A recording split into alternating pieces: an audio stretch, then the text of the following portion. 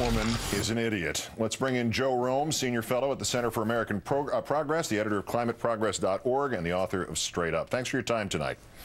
Thanks for having me, Keith. BP originally said it could handle a spill by itself. It originally said it would just be 1,000 barrels a day. How has that affected this whole thing, that what they said? Yeah, well, BP gave us, they said, trust us. And they said they gave us a lowball estimate for the spill rate and left everyone with the impression that they could take care of it themselves.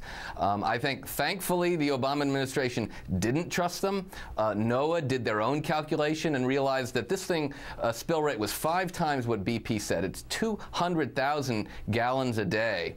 And so Obama declared all hands on deck. And, he sent out the Coast Guard and EPA and Interior. But I think BP's initial reaction, has made this mess a lot tougher to clean up. The cause of the explosion is yet to be determined. The cause of the safety valve not engaging fully, yet to be determined. But does that mean it's too early to determine whether or not regulation was an issue here? Well, you had the quote from Palin.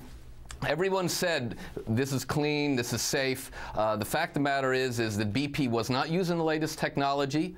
Brazil requires this backup cutoff switch that BP was not using.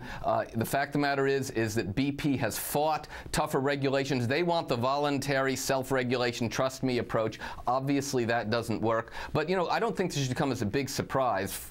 For 8 years, this country was led by 2 oil guys, 2 fossil fuel guys. They looked the other way. They didn't regulate tough. So we've had the worst mine disaster in decades. We had just had another mine disaster. And now we've had a big oil disaster. I don't think it's a coincidence.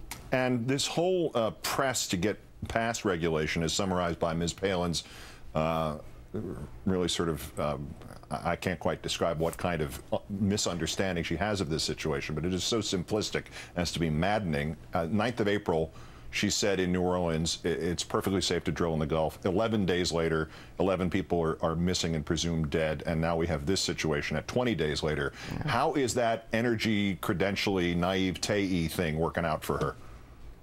Yeah, well, Palin, she said she was an expert on foreign policy because she could see Russia from her home. If she'd have looked in the other direction, she'd have seen Prince William Sound, where the Exxon Valdez spilled all that oil and, caused an environmental disaster. Well, this BP spill, if it keeps up at the current rate in 50 days, it will be worse than the Exxon Valdez. And I spoke to a friend of mine who was a 20-year Coast Guard veteran, and he said these well blowouts, they can take months to cap, and that this oil is going to percolate and cause devastation to fish. I think we all remember the Exxon Valdez pictures of the oil-covered shores and birds and fish. So I think we believed people when they said you can drill clean and safely in the Gulf, but I think we've now learned otherwise. Very briefly, is this going to change the Obama administration's point of view on this subject?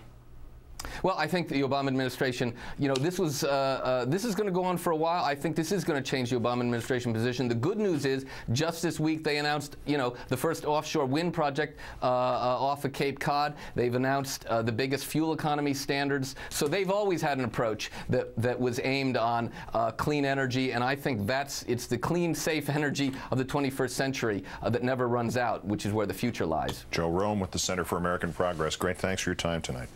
Thanks for having me, Keith.